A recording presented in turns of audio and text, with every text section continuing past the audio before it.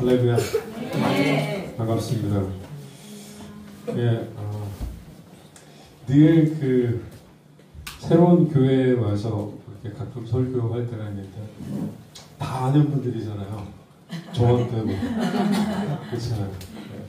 저는 이제 우리 목사님 한 분밖에 잘 모르고 우리 오용식 그 집사님이신 거예요? 네. 우리 지난 학기에 또 제 수업을 주고 와서 같이 교제 한 학기 동안 했는데 그래도 목사님 말고 또 아는 분이 계셔서 그나마 좀 다행입니다. 우리 김동호 목사님하고는 2018년? 19년? 이렇게 되나요? 벌써 그때 같이 공부를 하고 또 어쨌든 계속해서 그 카톡을 통해서 교회가 이제 어떻게 세워집니다.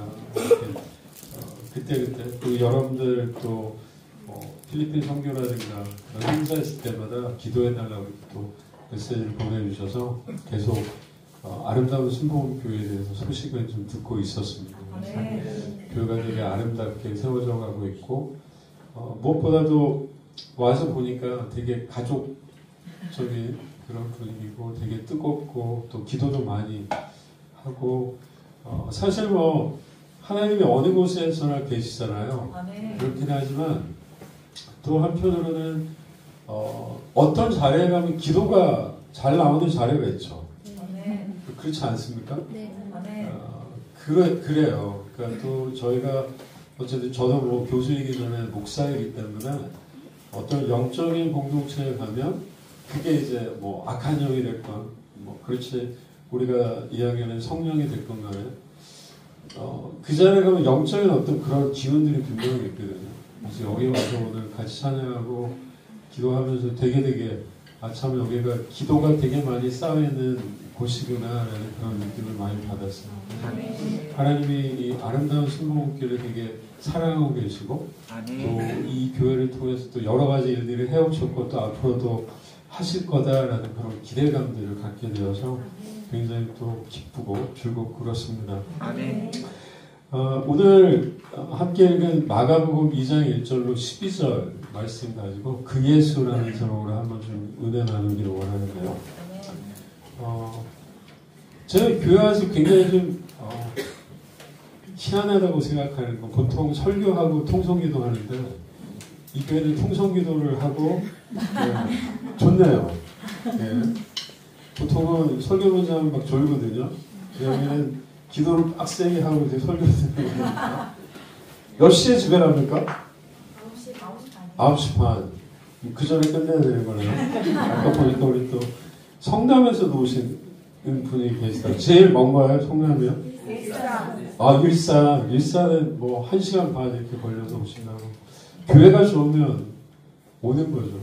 네. 자, 제가 오늘 그 PPT를 한번 넘겨주실까요? 여기 가보신 분 계세요? 어디죠? 교대역이에요. 교대역입니다. 교대역은 제게 굉장히 의미가 있는 곳이에요. 보통 여러분들 중고등학교 시절에 선생님 오시면 제일 먼저 물어보는 게 뭡니까? 첫사랑 이야기 물어보시죠. 그렇죠? 이 교대역이 왜 중요하냐면 저희 아내하고 저는 대학교 동아리의 선후배였어요. 한 3년 정도 차이 나는.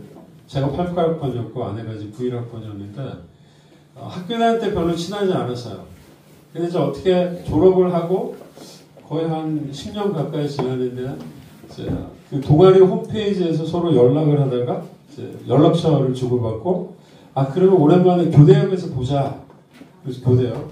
지금 이제 스크린 도어가 있잖아요. 이제 그때만 해도 제가 이제 2000년이니까 2000년을 만났으니까 스크린 도어가 없어가지고 지하철에 들어오면 막 바람이 이렇게 막 불었어요. 뭐 기억하시는 분들 계실 텐데.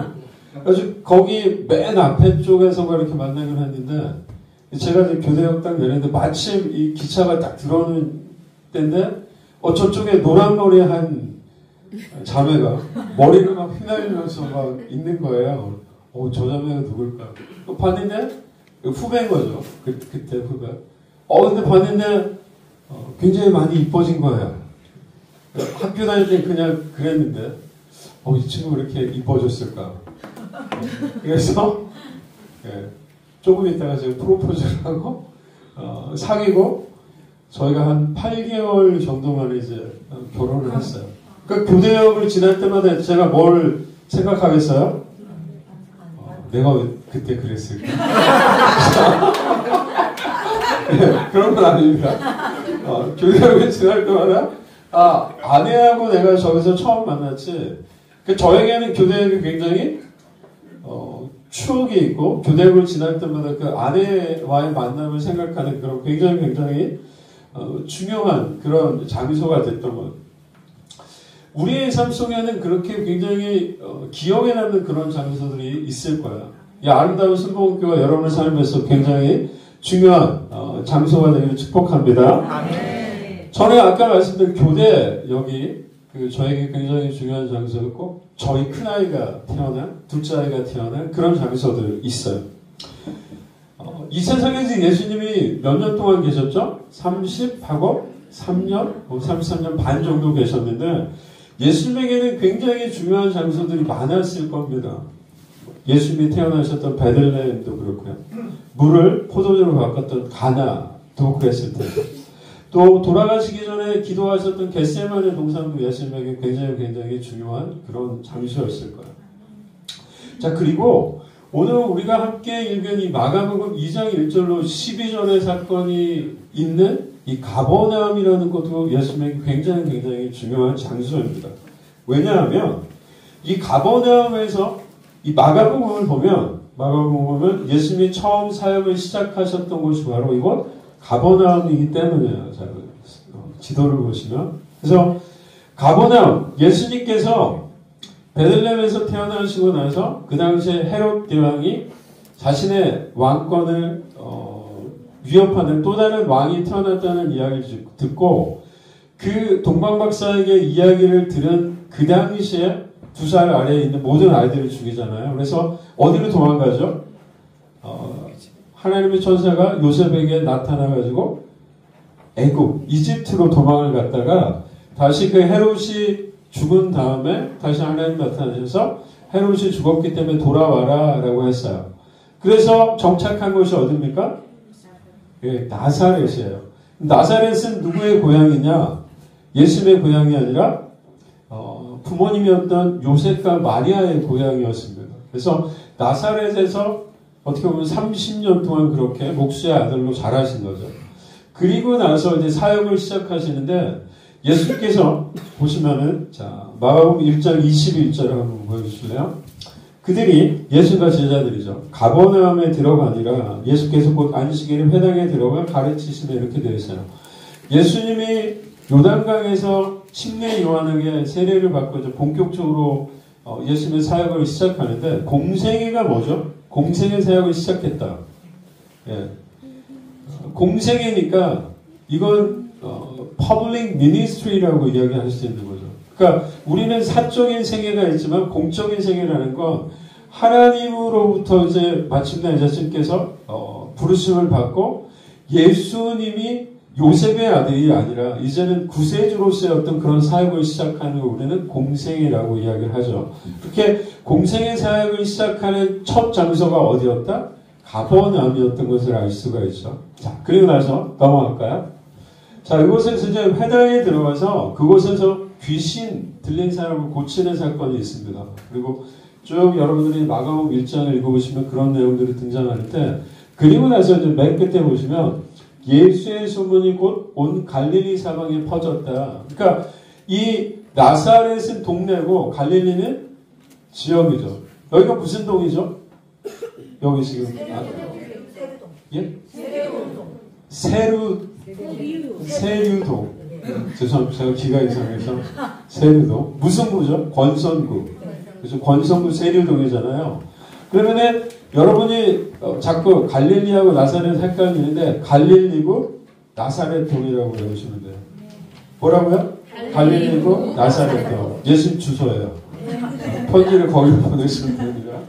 자, 어쨌든 그래서 예수님이 가버나움에서 그렇게 첫 사역을 하시고 귀신 들린 사람, 병든 사람 이렇게 고쳐주셨어요. 그리고 났더니 어떻게 돼요? 갈릴리 구의 소문이 났다 이렇게 되어 있습니다. 그리고 나서 이제 우리가 오늘 보고 있는 마가복음 2장 1절을 보면 한번 읽어볼까요? 시작. 수일 후에 예수께서 다시 가버나움에 들어가시니 집에 계시다는 소문이 들린지라. 수일 후에. 그럼 수일 전에는 무슨 일이 있었던 거예요? 수일 전에. few days after 이렇게, after few days 이렇게 되어 있거든요. 그러면 수일 전에 무슨 일이 있었던 거죠? 제가 지금 설명했잖아요. 예수님이 가버나움에서 놀라운 기적을 행하셔서 갈릴리 지역에 소문이 난 거죠. 그 수일 후에 다시 가버나움에 왔어요. 자, 무슨 일이 일어났을까요? 자, 제가 저는 이제 여주 순복음께서 사역을 했습니다. 2002년도에 사역을 하다가 2003년도에 이제 유학을 갔는데요. LA에 있는 나성 순복음교라는 곳에 다니고 있었어요. 근데 그때 혹시 조영기 목사님 집회에 참석해 보신 분 계신가요, 여기? 한 명도 안 계세요, 여기는요? 예, 안타깝네요. 자, 조영기 목사님이 남미에 오셨다가 브라질에서 집회를 하시고 이제 한국으로 돌아가는데 보통 남미를 가려면 LA에서 한번 경유를 해야 됩니다. 근데 조영기 목사님께서 일정을 바꾸셔서 LA에서 한번 성회를 하겠다라고 그렇게 말씀을 하신 거예요. 그래서 막 신문에도 광고하고 그랬는데 굉장히 많은 사람들이 그렇게 모였습니다. 그래서 나중에 여러분들이 좀 뭐 그런 영상을 찾아보셔도 되고요. 어쨌든 마찬가지로 예수님께서 수일 후에 다시 가버나움에 왔다고 하니까 어떤 일이 벌어졌을까요? 그렇죠. 굉장히 많은 사람들이 왔겠죠. 왜 왔겠어요? 그 병을 치료받거나 뭔가 문제가 있는 그 문제를 해결받기 위해서 온 거죠. 자, 그때 우리가 지금 여기 보고 있는 마가복음 2장에 보면 5명의 사람이 등장을 합니다. 한 사람은 중풍병자였고 4사람은 이 사람의 친구라는 말은 없어요. 그렇죠? 간병이라는 말도 없고요. 어쨌든 우리가 교회에서 전통적으로 중풍병자의 친구들이 침상채로 이 사람 들고 온 거죠. 왜 왔겠어요? 그렇죠. 예수님한테 가면 이 중풍병이 걸린 사람이 좀 어떻게 낫지 않을까라는 그런 바람을 가지고 왔을 겁니다. 그런데 어떻게 했다고요? 너무도 많은 사람들이 있었기 때문에 예수님이 머무셨던 그 집에 들어갈 수가 없었던 거예요. 자, 그래서 다시 돌아가야 하나? 어떻게 해야 하나? 이렇게 있다가 누군지는 모르겠지만 이 5사람 중에 한 사람이 아이디어를 내서 지붕을 뚫고 이 사람을 달아내리면 어떨까라고 생각한 거예요. 자, 예수님 당시에 여러분들 필리핀 가셨고 예루살렘도 가셨었어요? 그러세요? 예루살렘 가보신 분 계세요? 네, 그렇습니다. 저도 가봤습니다. 자, 올해 또 갑니까? 올해는 조금 더 돈을 모아야 돼서. 자, 굉장히 무덥잖아요. 그 지역이. 그래서 통풍이 좋게 하기 위해서 여러분들 지금은 뭐 그런 집들이 거의 없지만 초가집이 굉장히 여름에 시원하고 겨울에 따뜻하잖아요. 집 같은 걸 지어서 마찬가지로 이스라엘 지역도 그렇게 진흙을 가지고 나무 잎이라든가 이런 것들 집 같은 거를 이겨가지고 집을 만들었어요. 그리고 수시로 그 지붕을 뜯어내고 갈아야 되기 때문에 집 옆에 이렇게 계단을 만들어 놨다고 해요. 그래서 그 계단을 타고 올라가서 진흙이니까 손으로 뜯어낼 수가 있었던 거겠죠. 자, 그렇게 해서 그 중풍병 걸린 사람 침상채 이렇게 집 안으로 들여보내는 내용이 마가복음 2장에 있는 내용입니다. 자, 여러분 같으면은 지금 아름다운 순복음께서 금요철야 신년 축복 성회를 하고 있는데 지붕이 뜯어지고 누군가가 내려온다면 어떻게 하시겠습니까? 할렐루야, 어서 오십시오, 웰컴 투 아름다운 순복음교 이렇게 하실 거예요? 그렇지 않겠죠. 화를 내거나 이게 무슨 짓이야 지금 예배드리고 있는데 아마 그렇게 생각하실 거예요. 자, 그런데 많은 사람들이 놀라기도 하고 아마 그 사람들 중에서는 굉장히 화를 내는 사람도 분명히 있었을 텐데, 자, 예수님이 이렇게 반응하세요. 마가복음 2장 5절인데요. 예수께서 그들의 믿음을 보시고 중풍병자에게 이르시되 작은 자야 너의 제사함을 받았느니라 하시니. 뭐를 봤다고요? 믿음을 본 거예요. 그들의 믿음. 그들의 믿음이면 여기에 중풍 병자도 포함이 될까요? 안 될까요? 그래. 몰라요. 그런데 이 헬라 원어상으로 보면 다인 것 같아요. 중풍병자를 포함해서 네 사람의 믿음. 그래서 그 믿음을 보시고 예수님께서 어떻게 하냐? 치료해 주시는 것을 알 수가 있어요. 여기까지가 지금 마가복음 2장의 앞부분의 이야기입니다. 저와 여러분이 믿는 주님은, 예수님은 질병을 치료하시는 분인 줄 믿습니다. 그렇죠? 주님께서는 아픔이 있는 사람들을 찾아가셔서 치료하시는 주님인 줄 믿습니다. 저 역시도 처음에 예수님을 믿게 된 게 병 때문에 그렇게 믿게 됐습니다. 제가 중학교 때, 굉장히 오래된 거죠. 류마티스 관절염에 걸려서요. 그러니까 보통 아이들은 관절염에 걸리지 않잖아요. 나이 드신 분들. 하루는 자고 일어났는데 이 손목 부위도 그렇고 관절이 있는 데가 이렇게 부으면서 아픈 거예요. 그래서 모르니까 동네 약국에 갔는데 약사 선생님도 이제 약을 지어주면서 중학생 아이가 관절염이 걸렸을 일은 없을 텐데 한번 약을 먹으라고. 그래서 어쨌든 약을 먹었어요. 근데 약을 먹고 나면 조금 괜찮은데 또 시간이 지나면 아픈 거예요. 그래서 결국은 병원에 가서 피 검사를 했더니 류마티스 관절염이라고 그렇게 판정을 받았습니다. 관절염, 여기는 제가 보니까 다 젊으셔서 관절염에 걸리신 분은 없는, 관절염 앓는 분 계세요 혹시? 없으시군요. 다행입니다. 관절염이 굉장히 고약한 병인 이유가 뭐냐면 잠을 제대로 못 잡니다. 한 자세로 잘 수가 없어요. 아프기 때문에, 또 관절이 붓기 때문에. 그런데 저희 아버님 친구분 중에 아마 순복음교회 다니셨던 분이 계신 것 같아요. 순복음교회 가면 병이 낫는다더라 라고 아버지께 들으시고, 저희는 교회를 한 번도 다니지 않았어요. 물론 저는 어렸을 때 뭐 친구 따라서 교회를 몇 번 가보긴 했지만, 그래서 아버님께서 요번 주일부터 그냥, 요번 일요일부터 우리 집은 여의도 순복음교회 간다. 나가기 시작했습니다. 그냥 나간 거예요. 근데 저는 사실 교회 가는 게 싫었어요. 왜냐면 저희 집에서 교회까지 차로 뭐 1시간 반 정도 버스 타고 가야 되고, 지금이야 뭐 지하철도 있고 또 버스가 많아가지고 뭐 많은 경우 앉아갈 수 있잖아요. 근데 그때만 해도 막 정말 굉장히 많은 사람들이 버스에 타야 되고 막 그랬어요. 그래서 말씀드렸듯이 이 관절이 아픈 아이가 1시간 반씩 버스 타고 교회 가는 게 너무너무 힘들었던 거예요. 가기 싫었는데, 뿐만 아니라 더 싫었던 건 뭐냐, 여기 지금 아름다운 순복음교회도 그런지 모르겠는데 구역장, 지역장님들이 계셨는데 이 아줌마들이 맨날 우리 집에 오는 거야.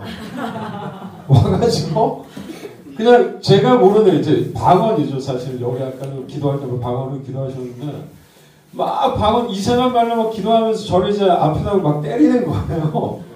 그러니까 어떻게 보면 이제 신유 기도를 해주신 거죠.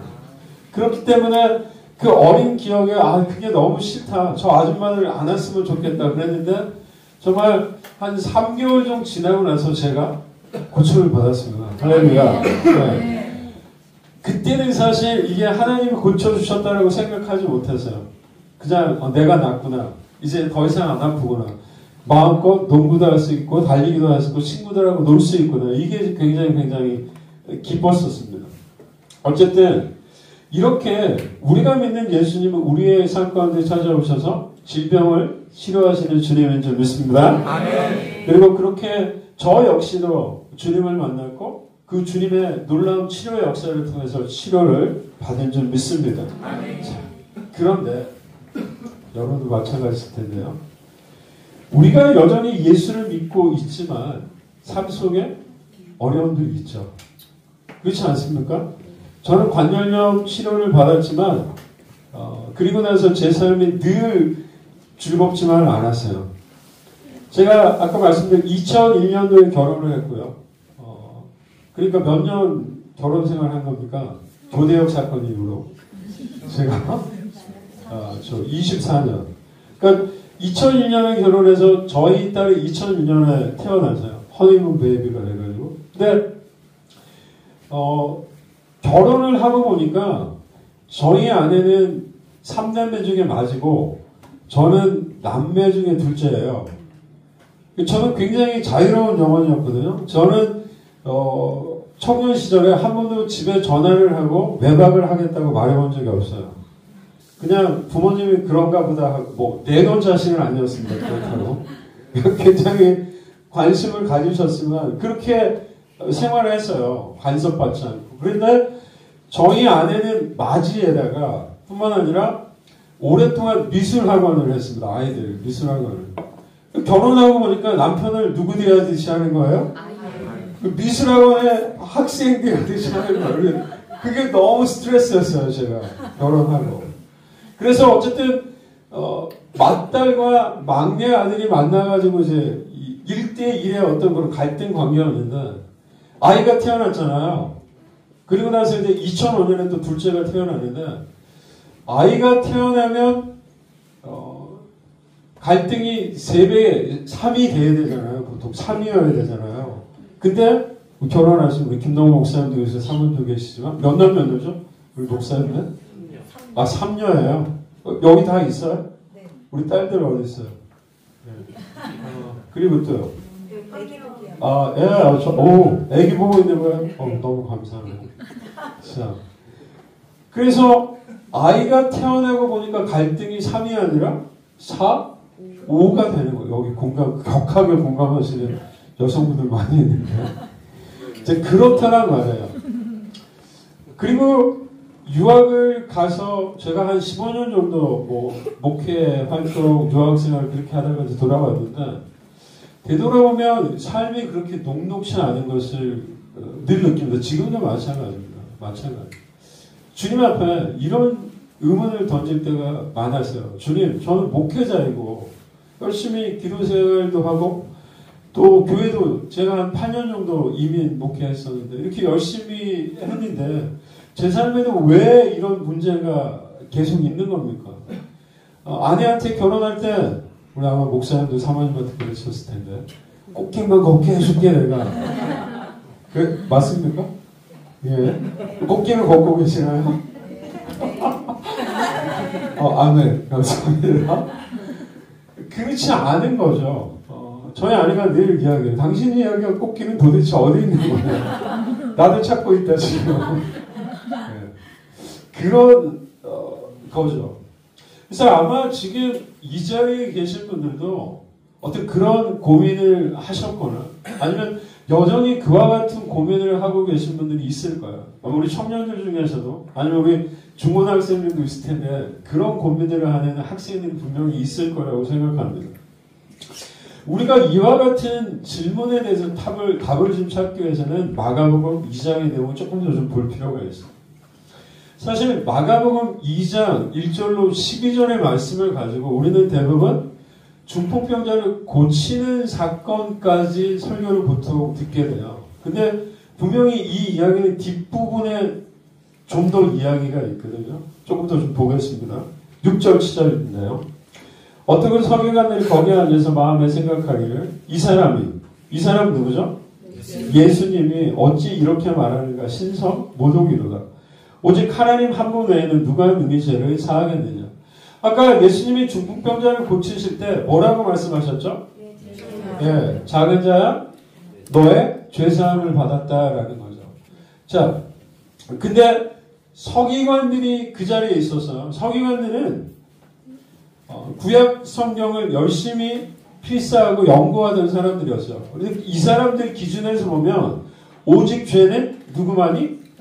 하나님만이 사할 수 있는 거예요. 이사야 말씀인데 나는 나를 위하여 내 허물을 도말하는 자는 너의 죄를 기억하지 않겠다. 쉬운 성경에 내가 바로 너희의 모든 죄를 용서하는 뭐다? 하나님. 그러니까 죄의 문제는 오직 누구만 사할 수 있어요? 하나님만. 그러면 지금 예수님께서 그 중풍병자에게 너의 죄가 사해졌다라고 이야기하는 건 예수님이 누구라는 거를 말하는 거예요? 하나님. 그렇죠. 예수님이 하나님인 걸 믿으세요? 아멘. 자, 우리는 믿어요. 우리는 믿는데 그 당시에 이 서기관들의 눈에 예수님은 어떤 사람이냐? 우리 청년들 요즘 듣보잡이라는 말 있잖아요. 듣보잡은 무슨 뜻이에요? 듣도 보도 못한 사람인 거잖아요. 듣보잡이. 왜 그러냐면 그 당시에 문화와 정치와 종교의 중심지는 갈릴리고 나사렛 동이 아니라 어디였어요? 예루살렘이었습니다. 그래서 서기관들이 보기에 이 예수라는 사람은 몇 살이었어요? 30살. 몇 살이시죠? 우리? 32살. 이런 분이 와가지고 너의 죄가 사해졌다고 하면 김동호 목사님 굉장히 어떻게 하겠어? 뭐 저 친구 뭐지? 이상한데? 이런 느낌인 거예요. 그러니까 우리는 예수님을 우리의 죄를 사해주시는 구세주라고 생각하지만 그렇지 않다는 거죠. 이 사람들 보기. 그래서 지금 서기관들이 예수님에게 던지는 이 질문은 굉장히 정당한, 당연한 질문인 것을 우리는 생각해야 합니다. 자, 그래서 이렇게 자신이 하나님이라고 말하는 이것은 분명 신성모독이고, 자, 넘겨주실까요? 자, 온 회중이 뭘로? 돌로 쳐서 죽여야 되는 굉장히 불경한 죄였던 것을 알 수가 있습니다. 자, 예수님은 한편 서기관들이 그렇게 생각하는 것을 아셨어요. 그래서 이렇게 질문합니다. 마가복음 2장 9절인데요. 넘겨주실까요? 예. 너의 제사함을 받았다라는 말하고 너의 상을 가지고 걸어가라. 어떤 게 더 쉽겠느냐? 자, 질문 드릴게요. 너의 상을 가지고 가라. 너의 죄가 사해졌다. 뭐가 더 쉬울까요? 상을 가지고 가는 거. 예, 상을 가지고 가라가 쉽다. 굉장히. 예, 너의 죄가 사해졌다가 더 쉽다. 예, 여기도 굉장히 아이들이 많으시네요. 아이들. MBTI 아이. 굉장히 쑥스러워하시는. 자, 사실 어떤 게 더 쉽다라고 말하기 어렵죠. 몰라요. 그런데 상을 가지고 걸어가는 건 보이잖아요, 눈에. 그렇지 않습니까? 근데 죄의 사함을 받았다는 건 보이지 않는 그런 차이가 있는 것들을 좀 우리는 볼 수가 있습니다. 그런데 예수님께서 2장 10절에 넘겨주실까요? 그들에게 말씀하고 싶었던 게 있어요. 뭐냐면 그러나 인자가 땅에서 죄를 사하는 권세가 있는 줄을 너희로 알게 하고 하려 하노라. 인자는 누구죠? 예수님이 뭐가 있다? 죄를 사하는 권세가 거기에 있는 모든 사람들에게 알려주기 위해서. 바로 지금 이곳에서 예배하고 있는 여러분을 포함해서 이 세상의 모든 사람들에게 예수님이 누구다? 죄를 사하는 분임을 알려주기 위해서 그렇게 하셨다는 거예요. 자, 그렇다면 이런 질문을 좀 해볼 수가 있어요. 왜 예수님은 병자야 너의 병이 사했어, 나았어 라고 말하지 않고 죄가 사해졌다라고 죄에 대해서 말하기를 원하셨던 걸까요? 자, 창세기 3장에 보면 우리는 보통 기독교에서는 죄의 문제를 다룰 때 창세기 3장에 아담과 하와의 죄를 이야기하잖아요. 자, 그리고 나서 하나님이 이 인간을 저주하셔서 그 죄로 인해서 너희가 어떻게 죽을 거다라고 말씀을 하잖아요. 그렇죠? 네. 저에게 2024년은 굉장히 아마 천국 갈 때까지 잊지 못할 그런 한 해인데 7월 달에 아버님이 천국에 가셨어요. 그 전에 뭐 목회를 할 때도 그렇고 한국 돌아와서도 그렇고 굉장히 많은 장례를 제가 집례했거든요. 근데 사실 그 장례를 집전할 때 그냥 죽음은 굉장히 저하고 멀리 있는 무엇이라고 생각이 됐었어요. 그러니까 캐나다에서 목회했을 때 이제 외국 같은 경우 이렇게 관을 이렇게 열어놓고 하잖아요. 그럼에도 불구하고 죽음이 굉장히 저하고 관계없는 그런 그저 우리 교회에 어떤 분이 돌아가셨다라고만 생각이 됐는데 막상 아버님이 7월달에 돌아가니까 죽음이 굉장히 가깝게 다가오더라고요. 뿐만 아니라 12월 21일 날 또 장모님이 한 1년 8개월 정도 최장암을 앓다가 천국에 가셨어요. 2024년이 굉장히 저에게는 기억에 그렇게 남는 그런 한 해인데 우리 모든 인간은 죽습니다. 저도 죽고 여기 있는 모든 사람이 죽을 거예요. 그런데 많은 경우 사람들이 죽는 거는 어떻게 죽습니까? 갑자기 죽나요? 대부분 뭘로 죽죠? 질병 때문에 죽습니다. 질병 때문에. 예수님께서 이 중풍병자에게 병이 아니라 죄가 사해졌다라고 말한 이유가 있는 거죠. 예수님은 뭘 고치기 원하셨다고 해요? 자, 여기는 지금 꽃이 없군요. 나무도 없고요. 여러분들이 겉으로 보기에는 굉장히 건강해 보이는 나무일지라도 만약에 뿌리가 썩어 있다면 그 나무는 건강한 거예요? 그렇지 않은 거예요? 그렇지 않은 거예요. 마찬가지입니다. 예수님께서 이 땅에 오셔서 그 중풍병자를 향해 병이 아니라 죄의 문제를 건드렸던 건 중풍병이라는 그 질병의 뭐를 뿌리가 되는 죄의 문제를 고치기 원하셨기 때문인 줄 믿습니다. 아멘. 그렇습니다. 사랑하는 아름다운 순복음교회 성도 여러분, 예수님께서 이 땅에 오신 이유는 무엇입니까? 병 고치기 위해서 오신 게 아닙니다. 우리에게 복을 주시기 위해서 오신 게 결코 아닙니다.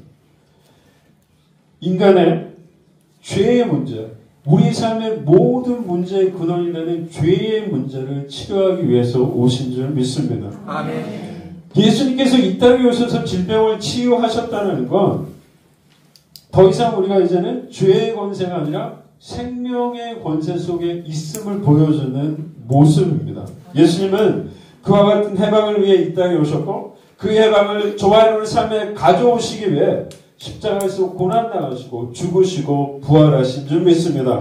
그 부활의 능력으로 우리의 삶의 죄의 문제가 떠나간 줄 믿습니다. 아멘. 자, 그렇다면 시간이 괜찮죠? 네. 왜 이 사실을 기억하는 게 중요할까요? 왜? 제가 예전에 중등부 교사를 한 적이 있는데 중등부 교사할 때 제가 이제 찬양팀을 맡고 있었어요. 그때 중학생, 여학생 한 명이 반주를 했는데 반주도 너무 잘하고 너무 믿음이 이쁜 거예요, 이 친구가. 근데 안타깝게도 어머님이 암에 걸리셨어요. 그런데 이 어머니께서 그냥 병원에 가지 않고 기도원에, 오살레 기도원 가서 이제 기도하고 그렇게 낫기를 원하셨는데 정말 감사하게도 그렇게 고침을 받으셨어요. 예, 여기까지 굉장히 좋은데 시간이 지나고 나서 다시 재발이 되십니다. 그리고 동일하게 기도원 가서 그렇게 기도하면서 이렇게 또 낫겠다고 하셨는데 이번에는 결국 하나님이 어머니를 데려가셨어요. 사랑하는 성도 여러분, 이 어머님이 고침을 받지 못하고 천국에 간 그것은 잘못된 겁니까? 어떻게 생각하십니까? 우리가 믿는 예수님이 능력이 없으셔서 그 어머니가 천국에 가신 걸까요? 우리의 건강을 회복될 수도 있고 그렇지 않을 수도 있습니다. 우리의 삶의 문제는 해결될 수도 있고 그렇지 않을 수도 있습니다. 그런데 만약 우리가 예수님을 우리의 삶의 질병의 해결자요, 삶의 문제의 해결자라고 생각한다면 아까 그 어머니 같은 경우에 병이 낫지는 않았잖아요. 그러면 더 이상 그 예수님을 믿을 이유가 없게 되는 거죠. 우리의 삶의 문제가 해결되지 않는다면 만약에 우리가 예수님을 삶의 문제의 해결자라고 생각한다면 문제가 해결되지 않을 때 그 예수님을 믿을 이유가 없어지는 거예요. 그와 같은 믿음은 문제가 있습니다. 왜 그렇습니까? 문제가 해결되면 아까 말씀드렸듯이 예수님 믿어야 되지만 그렇지 않을 때 예수님을 믿을 이유가 없는 거예요. 신앙의 기준이 누군 거예요? 나인 거예요. 예수님이 아니에요. 그러나 사랑하는 성도 여러분, 우리가 믿는 예수는 그런 예수님이 아닙니다. 예수님은 이 땅에 질병의 치유자로 오신 것이 아닙니다. 귀신을 쫓아내는 축사자로 오신 것도 결코 아니에요. 예수님이 이 땅의 죄의 문제를 해결하고 죽음 가운데 있는 인류를 구원하기 위한 구원자로 오신 주님인 줄 믿습니다. 그러기에 우리가 부에도 예수님은 우리의 구세주가 되시고 우리가 가난해도 예수님은 우리의 구세주가 되시는 줄 믿습니다. 우리가 질병 가운데 있건 건강한 가운데 있건 예수님은 여전히 우리의 구세주가 되시고 여전히 우리를 사랑하시는 주님인 줄 믿습니다. 아멘. 자, 한번 넘겨주실까요? 제가 굉장히 좋아하는 작가 중에 하나고요. 사실 저는 신학 공부할 때 목회자가 아니라 저 사람처럼 글을 쓰는 크리스천 작가가 되고 싶었어요. 필립 얀시입니다. 아시는 분 계세요? 혹시 잘 모르세요? 소개해 드립니다. 저분이 쓴 책 중에 내가 알지 못했던 예수, 개정판이 나오긴 했는데, 근데 제가 저 책의 영어 제목을 보면서 좀 의문을 가졌어요. 내가 알지 못했던 예수, The Jesus I Never Knew, 이렇게 되어 있어요. 저녁 시간에 피곤한데 머리도 아프게 해서 죄송합니다. 더라는 정관사는 사람 이름에 붙이지 않아요. 무슨 말씀인지 끄덕이는 분도 계시고 무슨 말인지 모르겠다라는 분도 계신데, 그래서 사실 문법적으로 저 말 자체가 틀린 거예요. The Jesus I Never Knew. 그런데 저 필립 얀시라는 작가는 의도적으로 예수님이라는 이름 앞에 더라는 정관사를 붙인 거죠. The Jesus니까 그 예수, I never knew. 내가 결코 알지 못했는데 이런 의미잖아요. 근데 저 필립 얀시가 미국 남부에 굉장히 극보수적인 그런 교회에 다녔어요. 그러면서 뭐 주일날은 화려한 옷을 입어서도 안 되고, 뭐 가게에 가서도 안 되고, 또 매일매일 기도해야 되고, 말씀, 이거 다 맞는 이야기지만, 저 필립 얀시가 보기에는 너무너무 뭐라 그럴까요? 교회에서의 모습 자체가 자기를 옥죄는 듯한 그런 느낌을 받았고, 청소년 시절에 또 청년 시절에 방황하고 예수를 떠나게 됩니다. 근데 어쨌든 하나님의 은혜로 다시 이제 주님을 만나게 되고, 이 사람이 성경을 보기 시작하는 거예요. 그런데 The Jesus I never knew. 내가 교회에서 들었던 그 예수와 성경이 말하는 그 예수가 어떻다? 다르더라는 거야. 그래서 그 예수, 내가 알지 못했던 그 예수, 어디서 발견했다고요? 성경에서 발견했다라는 그 내용이 바로 내가 알지 못했던 예수라는 책의 내용입니다. 사랑하는 아름다운 순복음교회 성도 여러분, 저와 여러분이 믿는 예수님은 어떤 예수님인가요? 우리가 믿고 있는 예수님은 성경이 말씀하시는 바로 그 예수님입니까? 우리의 신명만을 고치고 우리의 삶에 행복만을 가져오고 우리의 사업을 번영시키시는 그런 예수님입니까? 예수님은 저와 여러분의 죄의 문제를 해결해 주시고 죽음의 문제를 해결해 주시기에 이 땅에 오셨습니다. 끊어진 하나님과 우리의 관계를 회복시켜 주시고 그리함으로써 생명의 근원 되신 하나님으로부터 영원한 생명이 우리에게 흘러넘치게 해 주셨습니다. 오늘 그 예수님을 다시 한번 기억하고 그 예수님을 다시 한번 만나는 저와 여러분 되기를 소원합니다. 그 예수님을 안에 우리 삶의 죄의 문제, 죽음의 문제가 해결되고 하나님이 주시는 영원한 생명, 영원한 축복, 영원한 사랑이 임했음을 늘 기억하는 2025년 한 해가 되기를 진심으로 축원합니다. 이 시간 함께 말씀을 생각하면서 잠깐 우리 기도할까요?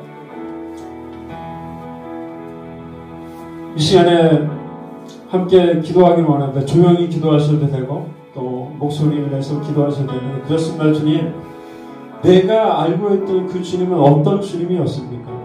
성경에 말씀하고 있는 우리의 죄의 문제, 우리의 삶의 문제, 우리의 생명의 문제를 해결하기 이 땅에 오신 주님입니까? 아니면 나의 삶의 피로들이 채우시는 그런 예수님으로 제가 알고 있었습니다.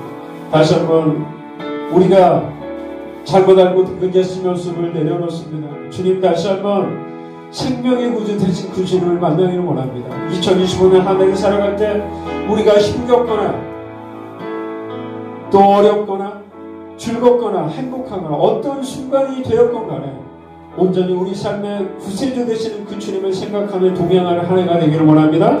이 시간에 우리 주님의 이름을 한 번으로 통성으로 기도하겠습니다. 주여! 할렐루야. 역사하신 하나님 아버지 감사합니다. 그렇습니다. 우리의 삶에 찾아오신 주님은 우리의 삶의 문제 해결자가 아님을 고백합니다. 그러나 그 주님의 우리의 삶에 찾아와 주셔서 영원한 생명을 주셨고 온전히 우리의 삶의 아버지여 모든 것들을 주관하시는 주인 되는 주님임을 고백합니다. 예수님이 2000년 이 땅에 오셔서 우리의 세만죄를 위하여 십자가에 못 박히셨고 죽으셨고 구원하신 주님임을 고백합니다. 그 예수 성경이 말씀하는 그 예수와 동행하기 원합니다. 2020년 한 해를 살아갈 때 온전히 그 주님을 만져내는 한 해가 되기를 원하고, 주님과 동행하는 한 해가 되기를 원하고, 그 주님의 음성을 듣는 한 해가 되기를 원합니다. 그러기에 아버지, 우리 삶이 어떤 순간이 되었건 간에 온전히 주님만을 만들게 하시고, 온전히 주님의 음성이 귀에 있는 2020년 한 해가 되기를 원합니다. 저를 미리 준비하게 하여 주시고, 온전히 주님을 붙들고 온전히 주님과 함께하는 한 해 되게 하여 주시옵소서. 주님, 그렇습니다. 우리를 구원하신 주님은 우리의 죄의 문제, 우리의 생명의 문제를 구원하신 주님임을 고백합니다. 그러기에 2025년 한 해를 살아갈 때 그 주님을 붙들겠습니다. 그 주님을 따르겠습니다. 그 주님과 동행하겠습니다. 그 주님과 동행할 때 때로는 슬프고, 때로는 어렵고, 때로는 아플 때도 있겠지만, 그럼에도 불구하고 그 주님으로 인하여서 다시 한번 일어나는 저희가 되게 하시옵소서. 희망을 꿈꾸는 저희가 되게 하시옵소서. 주님과 동행하는 저희가 되게 하시옵소서. 그런 삶을 살아낼 때 2025년이 마치는 그날에 2025년 한 해를 바라보며 우리와 동행한 우리 주님을 찬양하게 하시옵소서. 우리와 동행한 주님을 높이게 하여 주시옵소서. 우리의 삶을 영원히 책임질 그 주님을 찬양하는 한 해가 되게 하여 주시옵소서. 감사하고 예수님의 이름으로 기도합니다. 아멘.